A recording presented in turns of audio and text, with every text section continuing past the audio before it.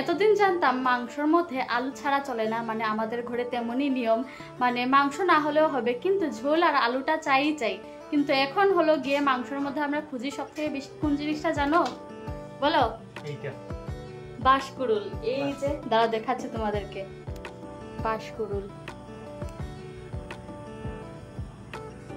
তো এই যে দেখতে পেলে বাঁশকুড়ুল, এগুলো সিদ্ধ দিয়ে রাখা হয়েছে। সিদ্ধ মানে কি কাটার পর কিছুক্ষণ ধরো 5 মিনিটের মতো সিদ্ধ দিয়ে দিলেই হয়ে যায়।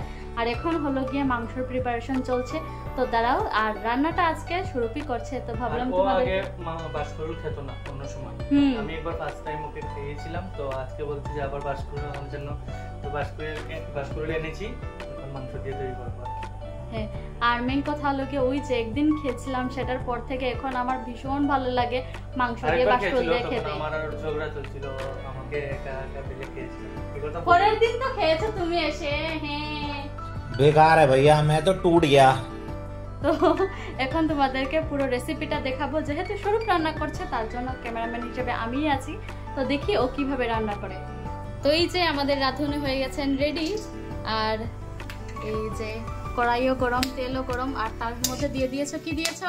তেজপাতা, তারপর এলাচি আর হলো গিয়ে দারচিনি। আচ্ছা, তো আলাদাভাবে কিছু নয়, সেম মাংস অন্যভাবে অন্য সময় যেভাবে রান্না করি আমরা সেম, শুধু আলাদা অ্যাড করবো বাঁশকুড়ুলটা আর কিছু। তোমরা বাড়িতে খেয়ে দেবো। আর ড্রাই ফিশ দিয়ে সব থেকে ভালো লাগে বাঁশকুড়ুল। তো দারচিনি এলাচি সবকিছু দিয়ে দিলাম, আর এখন ভাবছি যে সেন্টের জন্য অল্প কারি পাতা দিয়ে দেবো। তো এগুলো নিতে আর বাড়ির গাছেরই। ও মাই গড,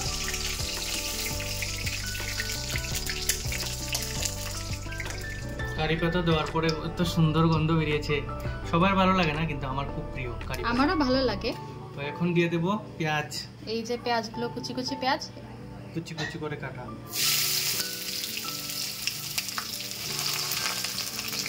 আমি যা ভয়ে ভয়ে ভিডিও করছি, এত ভয় ভিডিও করতে যেতে, এত ভয় রান্না কিভাবে করবে? আমার তো ভালো লাগে না, তার জন্যই তো তোমাকে দিয়ে রাধাই বেশি পারি সবকিছু রান্না করতে, কিন্তু ভালো লাগে না। এখন পেঁয়াজটা একটু ভাজা ভাজা হলে আর কি আদা রসুনের পেস্ট আর কাঁচামরিচ। আর কাঁচা মরিচগুলো আজকে আমি একটু ফেটিয়ে দিয়েছি, না হলে পেস্ট দিলে একদম বেশি ঝাল ঝাল হয়ে যায় আর কি। ওই যে পেঁয়াজগুলো তো এখানে হয়ে গেছে লাল লাল করে ভাজা, আর এখন তুমি দিয়ে দাও। দিয়ে দেবো আদা রসুনের পেস্ট। হ্যাঁ,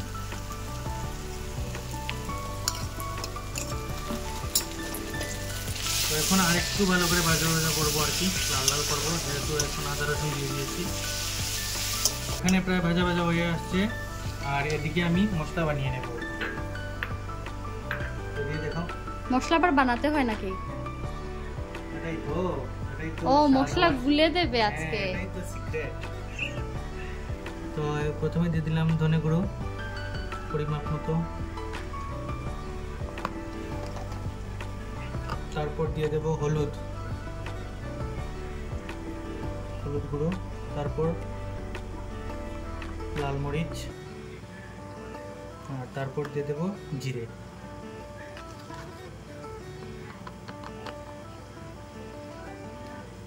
তো এখন জল দিয়ে দেব, জল দিয়ে ভালো করে গুলে নেব।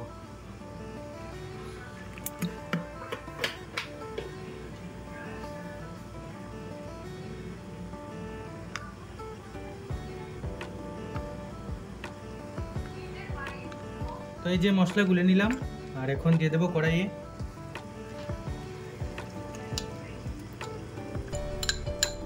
আর এখন কড়াইয়ে দেওয়ার পর স্টিমটা ফুল দিয়ে দেবো। ফুল দিয়ে এটাকে লাড়াতে থাকবো যতক্ষণ না তেল তেল বেরোচ্ছে সাইডে দিয়ে, ততক্ষণ পর্যন্ত লাড়াবো, ভালো করে কষিয়ে নেবো আর কি।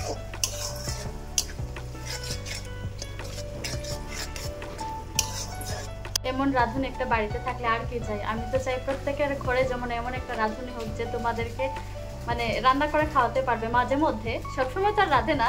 রাঁধুনি সবের ঘরেই থাকে, মানে ছেলে রাঁধুনি সেটার কথা বলছি, সেটা ওরা সবাই বুঝছে আমি কোন রাঁধুনির কথা বলছি। ছেলে আর মেয়ে না, তুমি যখন রান্না করতে পারো, সব ছেলেরা রান্না করতে পারে না। সবাই করা উচিত। হ্যাঁ, এটা ঠিক। সবাই চেষ্টা করবে। ইন্সপায়ার হোক গ্রুপের থেকে। তো এই যে দেখতে পাচ্ছি এখন মশলা থেকে তেল প্রায় ছেড়ে ছেড়ে দিচ্ছে, তো এই স্টেপটাও তোমাদেরকে দেখিয়ে দিই। তো এই দেখো এখন সাইডে তেল ছেড়ে দিয়েছে, এই তেলের কথাই বলছিলাম তোমাদের। আর এখন দিয়ে দেবো কাঁচা লঙ্কা।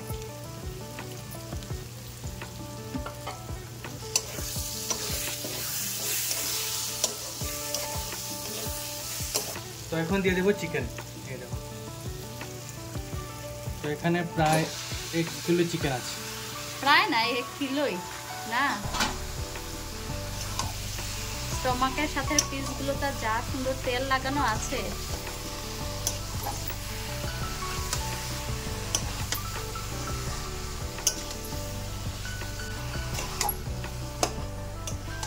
তো সব মশলা তো দিয়ে দিয়েছি, আর লবণটা একটু পরে দেবো। তোমরা লবণটা একটু পরে দিও, না হলে জল ছেড়ে দে, মাংসটা টেস্ট চলে যায়। বুঝলে, এটা একটা টিপস।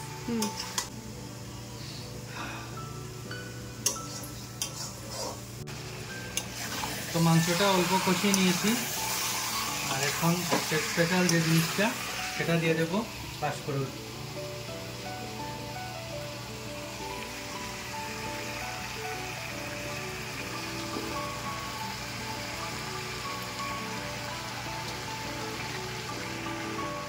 তো পাঁচফোড়ন তো দিয়ে দিয়েছি এখন, আর এখন দিয়ে দেবো লবণ।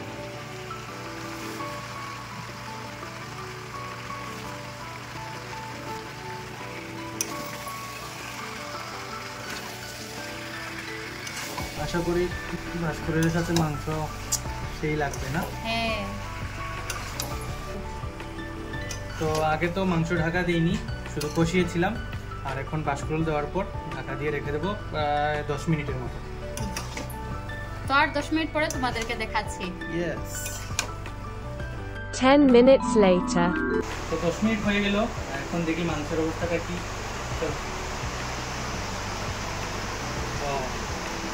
পুরো জল ছেড়ে দিয়েছে, আর এখন আর ঢাকনা দিয়ে রাখবো না। এখন প্রথম যেভাবে মশলা কষিয়েছিলাম সেইভাবে মাংসটাকেও পুরো কষিয়ে নেবো, তেল না ছাড়া পর্যন্ত। হ্যাঁ, না জল ছাড়া পর্যন্ত। জল শুকিয়ে, না না ঠিকই বলেছো, জল শুকিয়ে পুরো তেল ছেড়ে দেবে আর কি। হ্যাঁ। যতক্ষণ পর্যন্ত তেল ছাড়বে না ততক্ষণ পর্যন্ত কষাবো।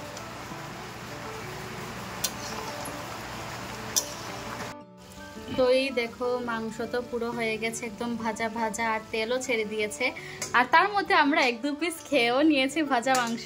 আর এখন দিয়ে দিচ্ছে ও আলু, আর ও ঝালে কথা বলতে পারছে না, তার জন্য আমি বলছি আর কি। আলুগুলো আগে ভাজা করে রেখেছিলাম। তো যেহেতু বাঁশকুড়ুল দিয়েছি তার জন্য আলু মাত্র 2টো আলু কেটে দিয়েছি, বেশি আলু দিচ্ছি। আর আলুটা একদম লাস্টে দিচ্ছি, তার কারণ হলো আলুটাকে পুরো 90% সিদ্ধ করে দিয়ে দিয়েছিলাম, তার জন্য সিদ্ধ করে ভেজে দিয়ে দিয়েছি। আর এখন দিয়ে দেবো এর মধ্যে কি দেবে, গরম জল। হ্যাঁ, জলটা আগে থেকেই গরম করে রেখেছিলাম, তার কারণ হলো গরম ঠান্ডা জল দিলে মাংসের যে টেস্টটা আছে সেটা নষ্ট হয়ে যায় আর কি। কষানো তো কমপ্লিট, এখন দিয়ে দিই জল। জল বেশি দেবো না, অল্প দেবো, যেহেতু কষা কষাই রাখবো, অল্প গ্রেভি, ঠিক আছে। একটু ফ্লেমটা এখন বাড়িয়ে দিচ্ছি। তো জল দেওয়ার পর একটু সময় জাল দিয়ে দিলাম। তো এই দেখো এখন মাংসের অবস্থা। আর এখন দিয়ে দেবো আমার আগে কিং, যেটাকে মাংসের কিং বলে, গরম মশলা। এটা আমাদের বাড়িতে বানানো গরম মশলা।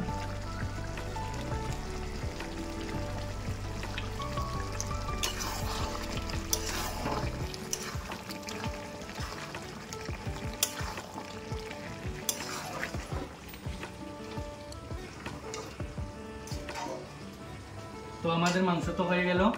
আর তোমাদের কেমন লাগলো আমাদের আজকে বাঁশকুড়ুল দিয়ে মাংস তরকারি, তা কমেন্টে জানিও। আর কারা কারা খেয়েছো আর কোথা থেকে আমাদের ভিডিও দেখছো তাও কমেন্টে জানিও। তো এই ভিডিওটি এই পর্যন্তই, দেখা হবে নেক্সট ভিডিওতে। টাটা।